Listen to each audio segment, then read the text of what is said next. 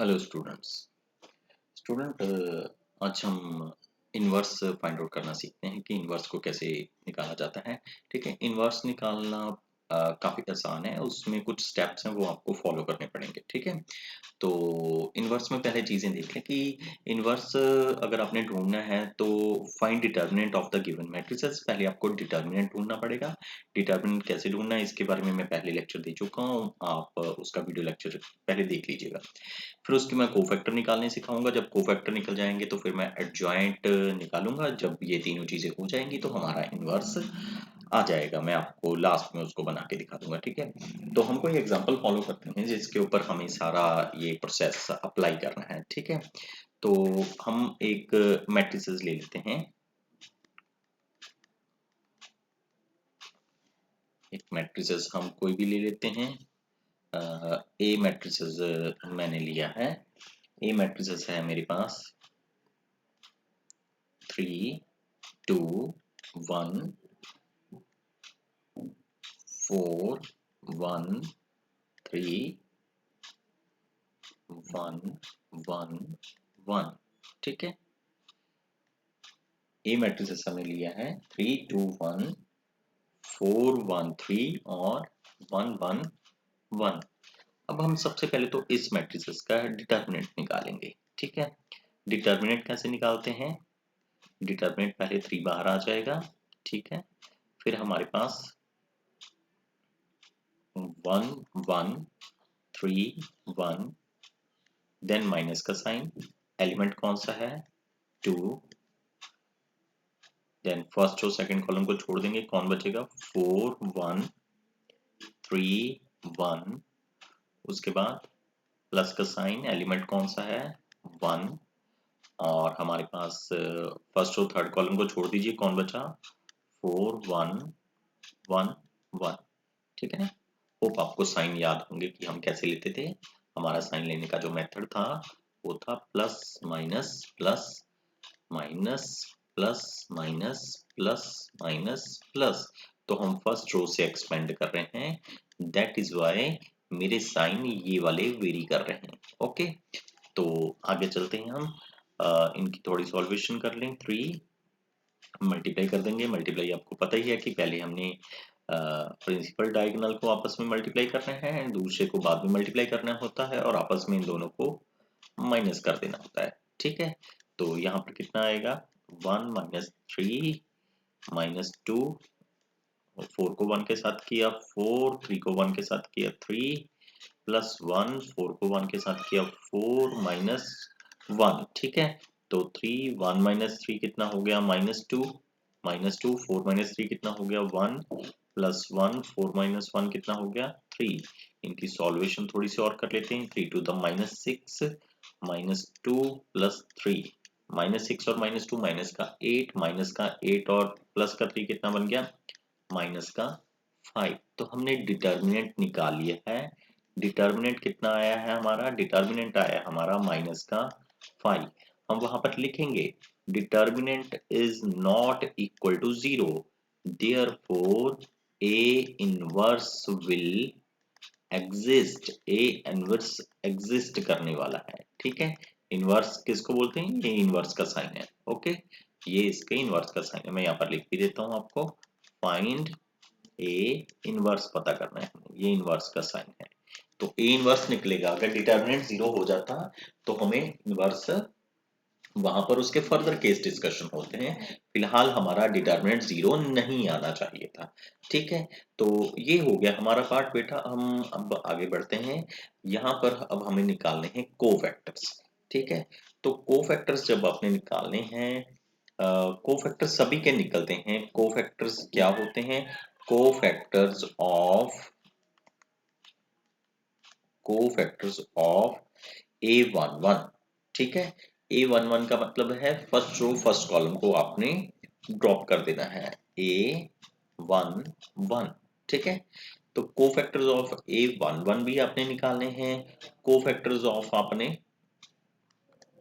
A11 के बाद cofactors of आपने A12 भी निकालने हैं। ये सारे आपने निकालने हैं। मैं आपको एक एक शो करूंगा। पहले A11 निकाल के दिखा देता हूँ। A11 कोफैक्टर कैसे होगा? A11 कोफैक्टर का मतलब है आपने अपना जो मैट्रिसेस है उसमें फर्स्ट रो फर्स्ट कॉलम को माइंड में से छोड़ देना है। फर्स्ट रो ये वाली और फर्स्ट कॉलम ये आपने दिमाग में से बाहर निकाल देना है। क्या बचा आपके पास? 1 3 3 1। क्या बचा आपके पास? 1 3 3 1। ठीक है, तो इसको हम 1 3 3 1 को वहां पर लिख लेंगे। 1 3 3 1। तो यहां पर लिख लेना आपने जैसे वहां पर दिया हुआ था 1 3 3 1। ठीक है, यही था ना? ओके, तो यहाँ पर एक स्टेप आपने अप्लाई करना है बेटा। स्टेप समझ लीजिए क्या है। बाहर हमेशा आता है -1 की पावर 1 1 है। जैसे A11 है तो 1 + 1 आएगा ऊपर। ठीक है, A11 है तो 1 + 1 आएगा। मैं थोड़ा सा इसको और खोल के लिख देता हूँ आपके लिए। ठीक है, तो आपको समझ में आ जाएगा यहाँ पर कैसे करना है आपने। ओके, तो हमारे पास क्या होगा? -1 की पावर 1 + 1 और मैट्रिसेस क्या था? 1 1 3 3 1 1 3 1 1। यही था ना हमारे पास? 1 3 1 1। ओके, तो आपने -1 की पावर क्या होगी? 1 + 1 कितनी हो जाएगी? 2। ठीक है, तो इसको मल्टीप्लाई किया कितना आएगा? प्रिंसिपल डायगोनल पहले मल्टीप्लाई होगा, 1 - 3 आ जाएगा। और -1 की स्क्वायर करेंगे, आंसर क्या आएगा? प्लस का 1। इसको मल्टीप्लाई करेंगे -2 के साथ तो आंसर कितना आया? -2। समझ गए ना आप? A11 का मतलब है -1 की पावर उसकी पावर कर देनी है जो भी आपका एलिमेंट होगा। एंड 1 3 3 1 जो आपका था उसको लिख लिया एलिमेंट को, बचे हुए एलिमेंट को, एंड निकाल देना है। ऐसे मैं आपको 1 2 करके दिखा देता हूँ। 1 2 कैसे करना है? -1 की पावर अब कितनी होगी? 1 + 2। ठीक है, और हमारे पास 1 फर्स्ट रो और सेकंड कॉलम को छोड़ना है। इसमें एलिमेंट मैट्रिसेस में आ जाइए। फर्स्ट रो, ठीक है, और सेकंड कॉलम को अपने दिमाग में से निकाल दीजिए। First row and second column को आप निकाल देंगे, कौन बचेगा? 4 1 3 1। 4 1 3 1। समझ गए ना आप मेरी बात? उसको छोड़ देना है, रिमूव कर देना अपने माइंड में से 4 1 3 1। तो इसको अब हम लिख लेंगे 4 1 और 3 1 को। 4 1 और 3 1। ठीक है, ये हमने लिख लिया है 4 1 और 3 1। अब इसको भी सॉल्व कर लेंगे। -1 की पावर कितनी आ जाएगी? 1 + 2 3 आ जाएगा, और साइन इसके चेंज हो जाएंगे। 4 - 3, और यहाँ पर आंसर कितना आ जाएगा? -1। -1 इंटू 4 - 3 कितना आ जाएगा? 1। तो आंसर कितना रहेगा यहाँ पर? -1 आ जाएगा। ठीक है, तो आपने यहाँ पर सारे निकालने बेटा कोफैक्टर्स। अब कोफैक्टर्स किसकी बारी आएगी? कोफैक्टर ऑफ A11 के बाद 1 2 के बाद किसकी बारी आएगी? A13 की। अब मैं डायरेक्टली थोड़ा सा करूंगा। ठीक है, अब मैं यहाँ पर ज्यादा टाइम नहीं लगाऊंगा। मैं एक चीज आपको और बता दूंगा, सिंपल सी बात है बेटा। यहाँ पर आ जाओ, अपने साइन देखें, ये A11 होता है। A11 A12 A13 A21 A22 A23 A31 A32 A33। तो ये प्लस का साइन है, minus plus minus so on. अब आप ध्यान दीजिए, माइनस के साइन कहाँ पर है? माइनस के साइन है आपके ये वाले, है ना? 1 2 2 1 2 3 और 3 2। देखिए, जिनको मैंने पिंक कलर से शेड किया बेटा, इनके आंसर्स के साइन चेंज होने हैं, बाकी सबके वही रहने। आंसर चेंज होने का मतलब क्या है? ये देखो, जैसे 1 2 निकाला था मैंने, -1 की पावर 1 + 2 आ गई थी। आंसर कितना आया था? 4 - 3 1 आया था। उसका आंसर बाहर माइनस लगना था, दैट इज वाई आंसर कितना आ गया? -1। यानी कि सिर्फ इन 4 पार्ट्स पर आपके साइन क्या होने वाले हैं? चेंज होने वाले हैं। बाकी जगह पर जो आंसर मल्टीप्लाई करके रहेगा वही रहेगा। ऐसे याद कर लीजिए। एक और आसान तरीका बता देता हूं, अगर याद रखने के लिए पेपर में जल्दी करना है आपने। सिंपल सी बात है, 1 + 1 क्या हुआ? 2। 2 एक इवन नंबर है। 1 + 2 कितना हुआ? ऑड। ठीक है, तो जहां पर ऑड आएगा उनके साइन चेंज करते जाने हैं, जिनका इवन आएगा नंबर जोड़ने के बाद वहां पर साइन चेंज नहीं करने हैं। सिंपल सी बात है, समझ गए ना आप हमारी बात कि अगर तो 1+1 जैसे ये 1 2 है, ऐसे ही 1 3 आएगा, जो जोड़ के जिनको इवन बन रहा है 1+1 कितना हो गया 2, 1+3 कितना हो गया इवन, इनके साइन चेंज नहीं होंगे। 1+2 कितना है ऑड, ऑड के साइन क्या हो जाएंगे चेंज हो जाएंगे। ठीक है, यहाँ पर बस ये छोटी सी बात याद रख लीजिए, पेपर में तो वही काम आनी है हमारे। अब जरा फर्स्ट थ्री थर्ड कॉलम को रिमूव कर देंगे, वो होगा 4 1 1 1। अब यहाँ पर थोड़ा सा फास्ट चलेंगे, 4 4 1 4 1 1 1 4 1 1 1 और बाहर साइन -1 की पावर कितना रहेगा, ये 1+3 4 आ जाएगा। तो मैं डायरेक्टली लिखूंगा आंसर कितना होगा 4 -1, आंसर आ जाएगा 3 आ जाएगा। उसके बाद आ जाइए कोफैक्टर ऑफ 1 2 के बाद कोफैक्टर्स निकालने किसके, मैंने A2 1 के निकालने। सेकंड रो फर्स्ट कॉलम को अपने माइंड में से निकाल दीजिए, सेकंड रो फर्स्ट कॉलम छोड़ देंगे, क्या बचेगा, सेकंड रो फर्स्ट कॉलम को छोड़ दीजिए, बचा 2 1 1 1। ठीक है, तो 2 1 1 1 जो मेरे पास नंबर आया है 2 1 1, second row and first column 2 1 1 1। ठीक है, तो इसको लिख लेंगे 2 1 1 1 और बाहर आ जाएगा इसके -1 की पावर 2+1। ठीक है, तो यहाँ पर ऑड है, साइन चेंज होने वाला है, माइनस का साइन आ जाएगा 2 -1, आंसर कितना रहेगा इसका -1।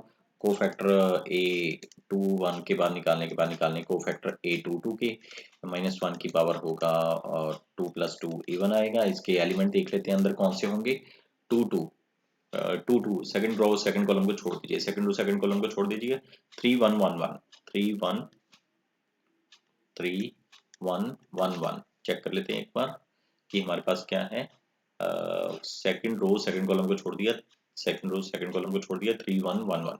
ठीक है, तो आंसर कितना रहने वाला है इसका, आंसर रहने वाला है 3 -1, आंसर आएगा इसका 2। ठीक है, उसके बाद A2 हो गया। अब हमने निकालना है A2 3, second row third column, -1 की पावर कितनी होगी 2+3। यहाँ पर भी साइन चेंज होने वाले हैं बिकॉज ये ऑड है। सेकंड रो थर्ड कॉलम को छोड़ दीजिए, वहां पर सेकंड रो थर्ड कॉलम को छोड़ दीजिए, सेकंड रो थर्ड कॉलम को सेकंड रो थर्ड कॉलम को छोड़ दीजिए, 3 2 1 1 बचा है, 3 2 1 1। तो 3 2 1 1, तो यहाँ पर साइन चेंज होने वाला है, तो क्या होगा 3 -2, आंसर कितना आएगा -1। ये हो गया 3 1। अब आगे चलते हैं कोफैक्टर निकालने थर्ड रो फर्स्ट कॉलम के A3 1 के 3 1। तो 3 1 कितना होगा -1 की पावर 3+1 और एलिमेंट क्या होंगे, थर्ड रो फर्स्ट कॉलम को वहां पर छोड़ दीजिए, थर्ड रो और फर्स्ट कॉलम को छोड़ दीजिए, 2 1 1 3 2 1 1 3 2 1 1 3। तो इसको मल्टीप्लाई कर लेंगे हम, 3 to the 6 -1, आंसर कितना रहेगा 5 आ जाएगा।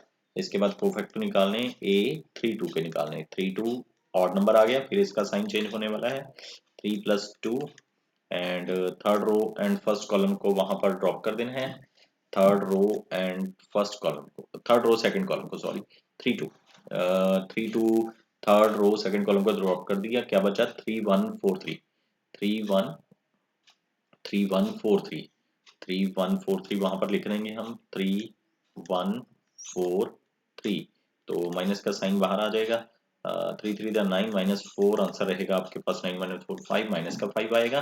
अब हमारे पास बचा है एक थर्ड हमारा जो लास्ट वाला है A33, तो -1 की पावर हो जाएगा 3+3 और थर्ड रो थर्ड कॉलम को वहां पर छोड़ दीजिए मैट्रिसेस में, third row and third column को छोड़ दीजिए, 3 2 4 1 3 2 4 1 3 2 4 1 आपने लिख लेना है, 3 2 4 1।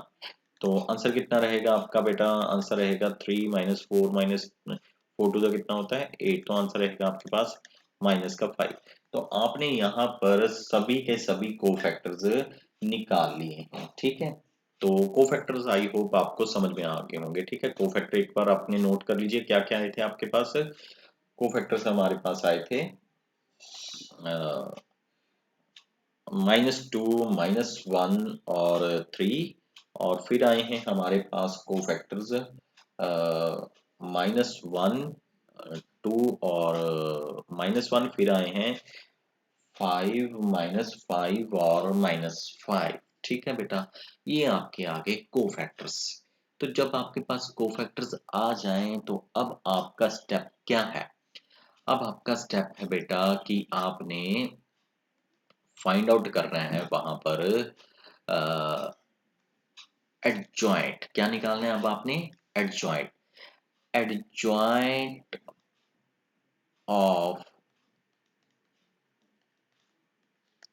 जो आपका मैट्रिसेस है, मेरे मैट्रिसेस का नाम ए था, एडजॉइंट ऑफ ए, या फिर आप इसको स्मॉल भाषा में ए डी जे भी लिख सकते हो बच्चों, ए डी जे। ठीक है जी।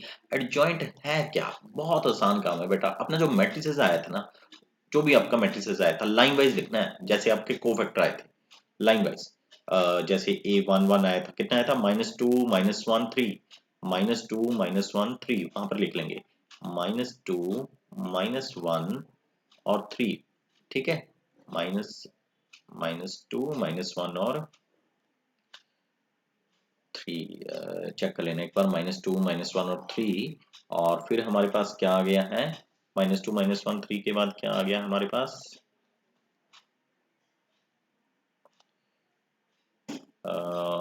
-1 2 -1 -1 2 -1 2, कितना था बेटा वो? -1 2 2 3 -1 है ना, -1। फिर आया आपके पास 5 -5 और -5। ठीक है, आपके पास ये जो आए थे लाइन वाइज ही लिखने में, फिर बता दूं आपको जैसे आपके आए थे।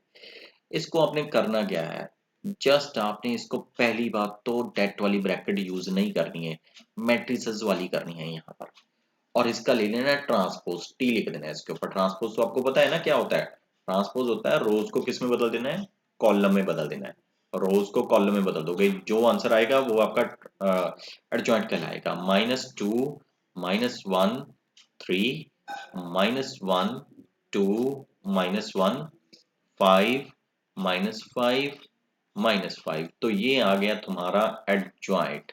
जब तुम्हारे पास एडजॉइंट आ जाए, ए इनवर्स का फॉर्मूला बेटा नोट कर लीजिए। ए इनवर्स होता है एडजॉइंट जितना तुम्हारा आया है, जो भी तुम्हारा एडजॉइंट आया है, डिवाइड बाय डिटर्मिनेंट होता है। ठीक है, divide by determinant. That is why मैंने वर्ड में वहां पर आपको क्या लिखा था कि डिटर्मिनेंट जो तुम्हारा है वो जीरो नहीं हो सकता, इनवर्स विल एग्जिस्ट। ये लाइन लिखी थी ना मैंने। इसी का मतलब है कि डिटर्मिनेंट जीरो हो जाता तो वहां पर अब लास्ट में जाके नीचे जीरो आ जाना था, तो इट मींस इनवर्स एग्जिस्ट ही नहीं करना था। ठीक है, मैथमेटिकली लैंग्वेज में वो एग्जिस्ट वहां पर नहीं होना था। तो आपने दैट इज वाई यहाँ पर ये वाली लाइन क्लियर करनी जरूरी है। तो डिटर्मिनेंट कितना आया था मेरा? -5 आया था। तो आपने लिखना कैसे है वहां पर पेपर में आपने? तो जो भी आपका ये आंसर आया है, इसकी ब्रैकेट के बाहर -1/5 आ जाएगा। डिटर्मिनेंट यही था ना आपका, वो बाहर आ गया उसके। और जो आपकी मैट्रिसेस की ब्रैकेट है, इसको डिट्टो कॉपी एडजॉइंट की वैसी लिख लीजिए, वो आपका आंसर कहलाएगा। ठीक है, तो एक और चीज मैं आपको छोटी सी यहाँ पर क्लियर कर दूं बेटा कि कई बच्चे उसको अंदर कर लेते हैं कि जो डिटर्मिनेंट है ना उसको अंदर लिख लेते हैं उसके। तो मर्जी है तुम्हारी, वैसे बाहर ही रहने देना, क्योंकि मल्टीप्लिकेशन में फिर ना इजी हो जाता है। जैसे नंबर अंदर जाएगा फ्रैक्शन में बन सकता है, तो वहां पर क्या आ जाएगी? प्रॉब्लम आ जाएगी तुम्हारे लिए। तो अकॉर्डिंग टू द सिचुएशन है कि तुमने कैसे करना है उसको। ठीक है, तो ये रहा जस्ट इनवर्स का मेथड। डिटर्मिनेंट निकालिए, कोफैक्टर निकालिए, एडजॉइंट निकालिए, देन इनवर्स का तो सिंपल ही फॉर्मूला है एडजॉइंट डिवाइड बाय डिटर्मिनेंट। ठीक है, तो ये आपका इनवर्स का टॉपिक कंप्लीट हो गया है। कैलकुलेशन में देख लेना, मे भी कोई मिस्टेक हो सकती है करते वक्त, बिकॉज जल्दबाजी में किया है इसको। ठीक है, लेकिन फिर भी आपको मेथड कंप्लीटली समझ में आ गया होगा कि कब कैसे साइन चेंज करने हैं, कौन सा स्टेप कैसे करना है, कहाँ पर मैट्रिसेस की ब्रैकेट यूज करनी है, कहाँ पर डिटर्मिनेंट की, और पेपर में इसका लिखने का तरीका क्या है। तो फुली एक्सप्लेन्ड है इसमें। ठीक है, तो होप आपको ये वीडियो अच्छे से समझ में आ गई होगी। नेक्स्ट हम जो करेंगे उनके ऊपर फर्दर डिस्कशन में हम इनके कुछ हायर लेवल के सम्स और हायर लेवल के टॉपिक्स के ऊपर डिस्कशन करेंगे। ठीक है, वीडियो अच्छी लगी तो इसको आप अपने फ्रेंड सर्कल के साथ शेयर भी करिएगा। ठीक है, थैंक यू वेरी मच।